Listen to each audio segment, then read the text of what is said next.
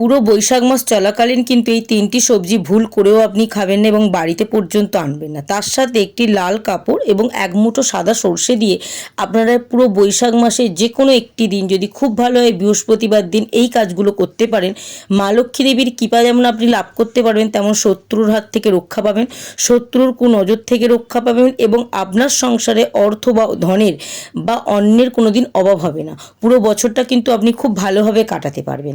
প্রথমেই যে সবজিটা আপনারা এই বৈশাখ মাস চলাকালীন খাবেন না, সেটি হচ্ছে চাল কুমড়ো বা কুমড়ো।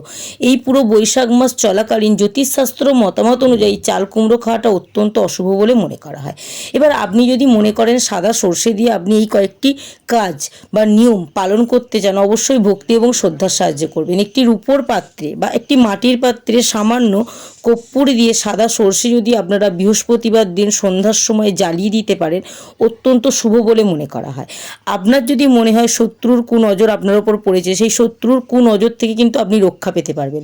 একটি বড় প্রদীপে, যদি হয় মাটির প্রদীপ, সেই মাটির প্রদীপ যখন আপনি সর্ষের তেল দিয়ে জ্বালাবেন, তার মধ্যে কিন্তু কিছুটা পরিমাণ সাদা সর্ষে দিয়ে আপনি সেই প্রদীপটি যদি প্রজ্বলিত করতে পারেন, প্রতিদিন যদি করতে পারেন, তাহলে কিন্তু পুরো বৈশাখ মাস জুড়ে আপনি শত্রুর হাত থেকে রক্ষা পাবেন, শত্রুর কুনজর থেকে আপনি রক্ষা পাবেন। ফলে কিন্তু আপনার জীবনে কোনো বাধা আসবে না। শত্রুর যে সমস্ত বাধা আপনার জীবনে আসছিল, সেগুলো কিন্তু আস্তে আস্তে আপনি কাটিয়ে উঠতে পারবেন।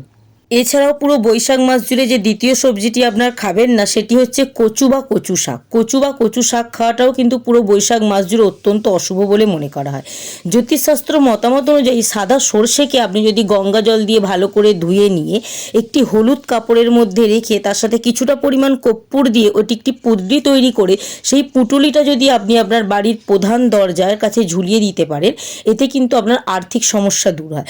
আর্থিক সমস্যা দূর করতে কিন্তু এই কাজটি অবশ্যই আপনারা করতে পারেন। যে কোনো বৃহস্পতিবার দিন কিন্তু বেছে নিতে পারেন, অত্যন্ত শুভ। কম বেশি আমাদের সকলের জীবনেই কিন্তু নেতিবাচক শক্তি অতিরিক্ত পরিমাণে না থাকলেও কিছুটা পরিমাণ থাকে, ফলে কিন্তু সৌভাগ্য আমাদের আটকে যায়।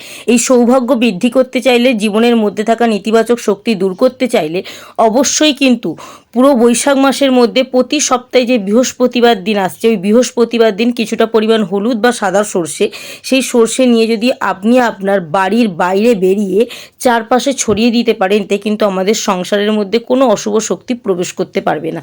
এতে কিন্তু আমাদের সৌভাগ্য বৃদ্ধি পায় এবং নেতিবাচক শক্তি দূর হয়। তো অবশ্যই কিন্তু এই কয়েকটি কাজ আপনারা করতে ভুলবেন না, যদি মনে হয় এই সমস্যাগুলোর মধ্যে আপনি আছেন। এবার যে তৃতীয় সবজিটা আপনারা এই বড় বৈশাখ মাস জুড়ে খাবেন না, সেটি হচ্ছে বেগুন। বেগুন এবং মুসুর ডাল খাওয়াটাও কিন্তু অত্যন্ত অশুভ বলে মনে করা হয়। এই দুটি জিনিসও কিন্তু আপনারা এড়িয়ে চলতে পারেন। আমরা সকলেই কিন্তু চাই আমাদের সংসারে যাতে সুখ শান্তি বৃদ্ধি পায় এবং আর্থিক উন্নতিও কিন্তু বৃদ্ধি পেতে পারে। আপনি আপনার সংসারে সুখ শান্তি বৃদ্ধি করতে এবং আর্থিক উন্নতি যাতে বৃদ্ধি পায়, তার জন্য কিন্তু যে কোনো বুধবার গণেশ ঠাকুরের সামনে আপনারা বসে একটি লাল কাপড় এবং এক মুঠো সাদা সর্ষে দিয়ে এই কাজটি করতে পারেন।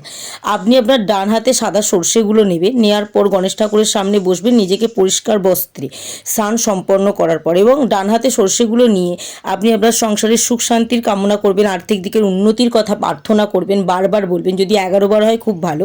বলার পর সেই লাল কাপড়ের মধ্যে সাদা সর্ষে বা হলুদ সর্ষেগুলো রেখে আপনারা ভালো করে বেঁধে নিয়ে এটিকে যদি আপনারা ক্যাশ বাক্সে রেখে দিতে পারেন বুধবার দিন, অত্যন্ত শুভ ফলাফল পাওয়া যায়।